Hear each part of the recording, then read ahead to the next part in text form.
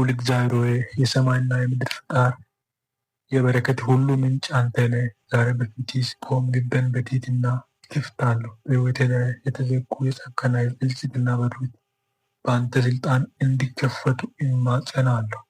ጌታ ሆይ በቃሌ እነሆ በአንተ ፊት የተከፈተ በር ሰጥቻለሁ፣ ሊዘጋውም ማንም አይችልም ይላል ራእይ ምዕራፍ 3 ቁጥር 6 ይላል። ይህ የተስፋ ቃል በቤቴ በስራዬና በመንፈሳዊ ቤቴ ላይ እንዲሰራ ይጸልያል።